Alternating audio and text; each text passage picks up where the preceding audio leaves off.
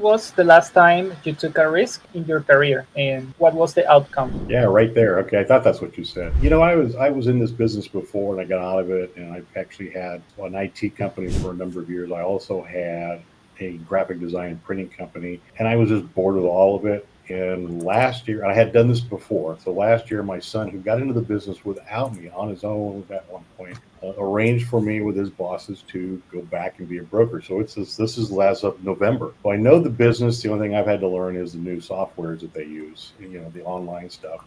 But it's been a complete and different change from what I've been doing for the last 10, 15 years. And yeah, it was a risk because it's an interesting market. And so far, it's been great. I've enjoyed it. I've been able to help people, which is nice. You've also got the other side of the corner. Some people are just mean and rude to you because you're a mortgage broker.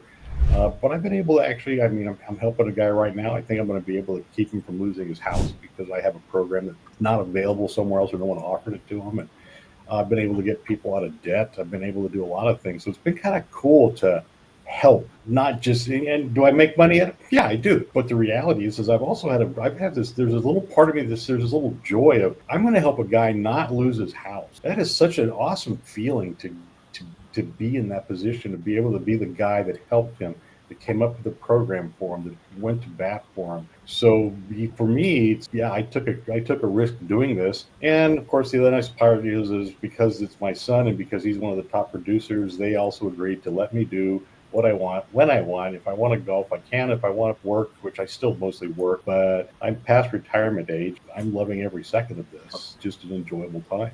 So yeah, it's good. At least it's been good for me. So awesome, Stephen. Thank you for taking the time. Does anyone else have a recent career or business risk, or even one long in the past that they learned from? Wisdom is timeless. Please, Nicole. I would say starting my bookkeeping business to begin with, way back in 1990 when I graduated from high school. I was an accounting major briefly, and then I decided I needed something with more social interaction. So I was actually a dental hygienist for 25 years and circled back to accounting / bookkeeping and got some education. And so, yeah, this whole entire business thing is a risk. I recently left my dental hygiene job completely.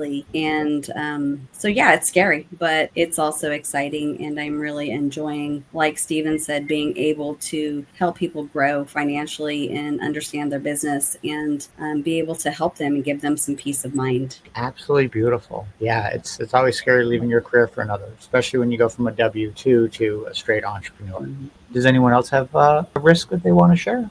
Hi, everybody. Sorry, I had technical difficulties with Butter. Please introduce I know most of our members are new today. Oh, right. So I'm a fractional CFO, and I've been doing this for about 4.5 years. I worked in the corporate world for a long time, all the way from an accounting clerk all the way up to the CFO of a couple of our local hospitals here in San Diego, California. And then also a consulting firm at the end of my corporate career where there was about 80 people that were there. And so eventually got bought by somebody else that we just didn't see eye to eye on business ethics. So I stepped away and then decided that, hey, I want to do my own business.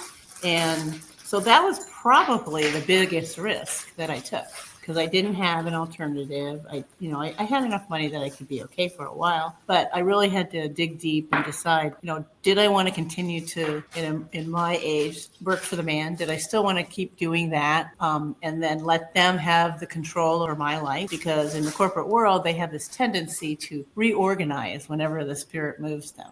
And so I was constantly reapplying for my job. I was always assured, don't worry, you'll always have a job, but you never know. What if the person that told me that doesn't have a job? So I said, okay. So I talked to my husband about it, and he said, well, why not, take a risk? And so I didn't know what I was doing. I mean, I know what I'm doing as far as being an accountant and being a CFO, but how do I do that with small businesses? How do I reach them where they are? And kind of like Anik was saying, how do I help them be seen and understand how someone like me, they can afford and they can have? And they can have other fractional people too. So they can have the kind of support that a big corporation has, but just on a fractional part-time basis. They don't need everybody on the payroll all the time, but then they can have that. And then does that help the owner move from a business owner that's working in their job to a CEO that's working on their job?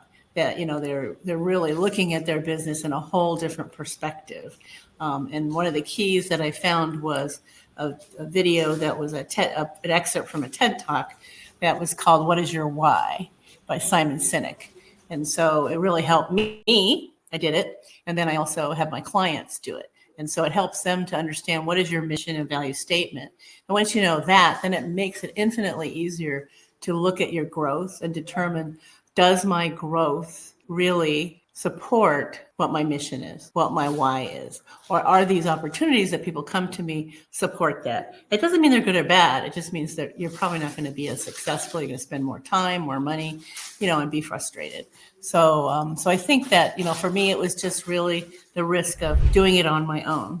But then I found that I don't really have to do it on my own because I have people like you, I have Alignable, I have my team members, my staff. And so I also belong to something called BNI, and that helped too. So that helped me really craft my, commercial, my elevator pitch. And so, that made it really easy, because at first it sounded very recorded. And then over time, I didn't have to read it because I was literally reading it.